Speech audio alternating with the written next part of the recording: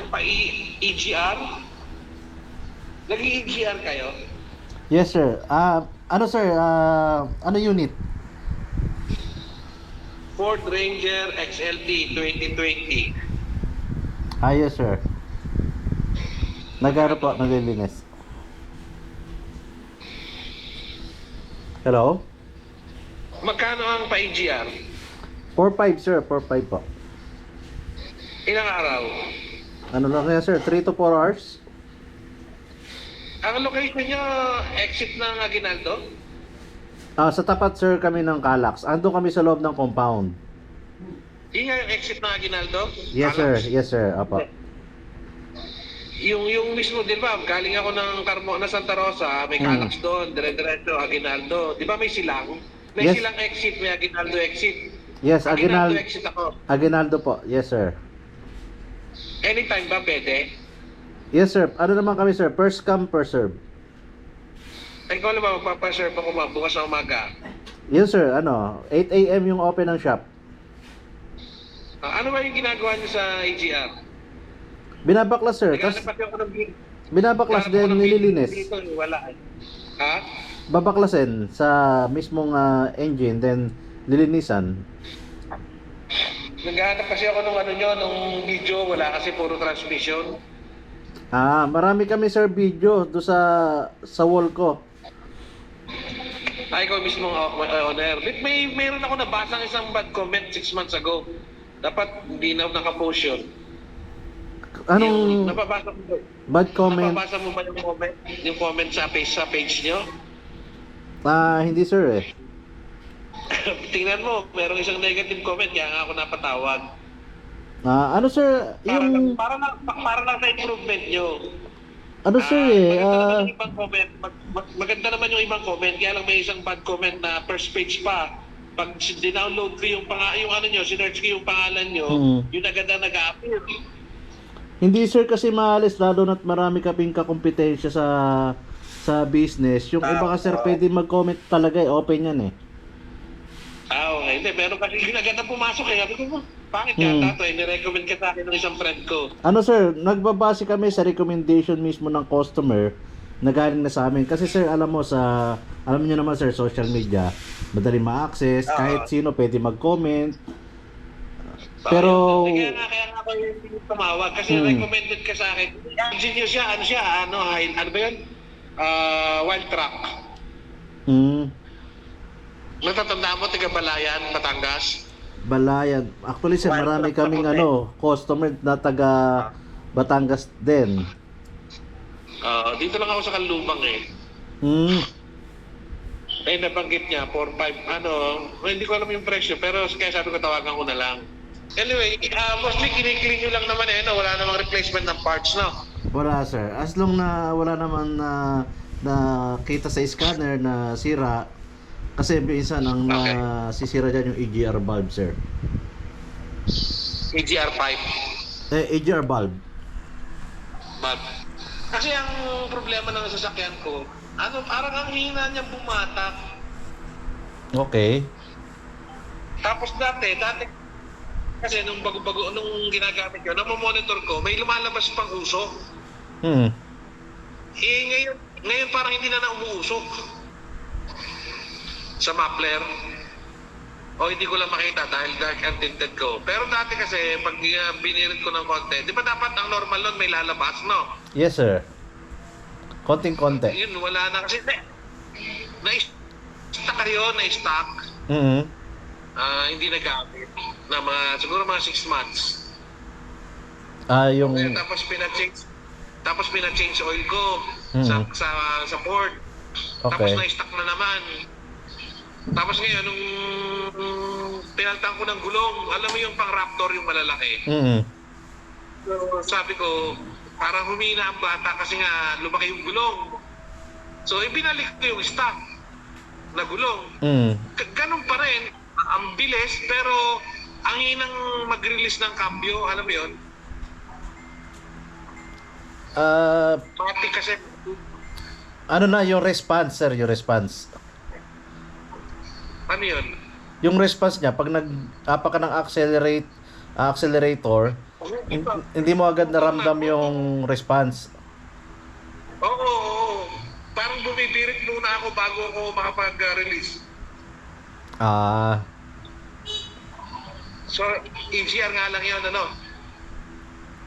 pwedeng EGR, sir. Naka ano na siya, nag-clog. Kasi kung wala naman check engine yan, possible EGR cleaning. Wala namang lalabas sa screen ko, yun lang, batak lang. Ayun, sir. Halimbawa, dadalhin ko dyan ngayon. Anong palagay mo? Ngayon, ha? From Calamba, makakapunta ako dyan siguro after 1 hour. Anong oras na ba?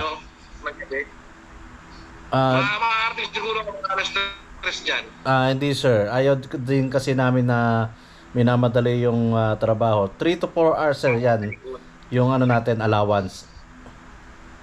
Sige, kung dadaling ko dyan bukas, paano ako? Sarado kayo ng alas 8. Hindi, sir. Ano naman yun eh. Pwede naman i-open yung gate. Yung tao naman natin, alas 8 nag-di-in. Okay. Pang-advise, baka pumunta ako mas maaga. Okay, sir. No problem. So, yung final counting natin, yun ang final costing. Ano yung babaklasin lahat, tapos may nakikita kasi yung ano ng EGR, yung mga video, talaga nililinis nila yung mga parang muffler ba yun? Yung sa Manifold. Yung outlet. Ano, sir, yun? Iba na yun eh. Kasi kung kung EGR lang talaga babaklasin natin. Okay. EGR lang. Yes, Cleaning lang. sir. Opo. Sige. Malaman mo pag dumating ako dyan, ang pangalan ko Edwin, ha? Okay, sir. Sir Edwin. Thank you po. Sige. Pagka i-message kita, ha? Okay, sir. Anong pangalan mo ulit? Woody. Woody. Okay, sige. Salamat. Nice meeting you. Thank you, sir. Okay, sige. Ayun, meron naman tayong customer from Batangas. Yan, so yun nga. Meron daw siya nabasa na bad comment do sa page natin. Alam nyo, mga brother, pagdating sa social media kasi, meron niyang mga salbahe talaga. Lalo na yung mga kompetensya natin sa negosyo, mekaniko, yung mga naasar sa atin, yung pag nakikita yung kapwa nila na umaangat, so gagawin lahat niya para pabagsakin. So alam natin sa social media madaling mag-access. Pag nag-access ka dyan, kung may page yung isang shop o yung isang tao, mag-comment ka lang ng bad comment doon, then pati mga kaibigan mo, kumbaga magne-networking ka ng ng tao para ano mo nga to, bigyan mo ng review itong si Autodoc na bad review, then 1 star lang. Napakadali ng access sa social media. Pero ito naman, tingnan nyo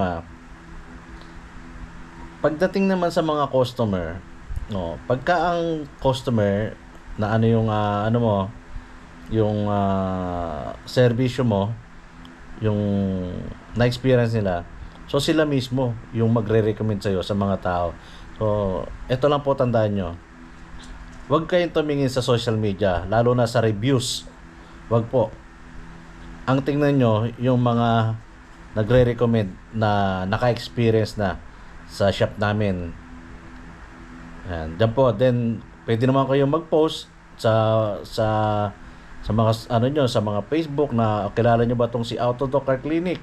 Sino na nakapagpagawa dito? Ganung bagay. Pero yung titingnan nyo yung mga reviews, huwag nyo nang yung pagbasehan yung reviews.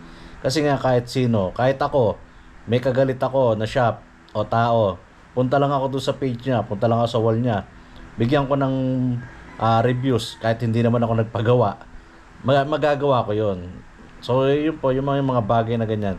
Huwag kayong tumingin doon sa reviews, tumingin kayo doon sa nag-recommend sa shop namin, doon sa mga taong naka-experience na ng services ng Team Autodoc. Kasi hindi kami mag-grow, hindi kami magkakaroon ng branch, hindi kami magkakaroon ng maraming customer kung kami po hindi namin binibigay yung best namin sa mga customer. Kung walang nasa-satisfied na customer sa amin, hindi na po kami mag-expand, hindi na kami mag-grow, hindi na dadami yung customer namin. So yun lang naman po. Pagganahin po natin yung instinct natin about pagdating sa mga ganitong bagay. Don't believe in a social media. Napakadaling magpabagsak ng tao sa social media.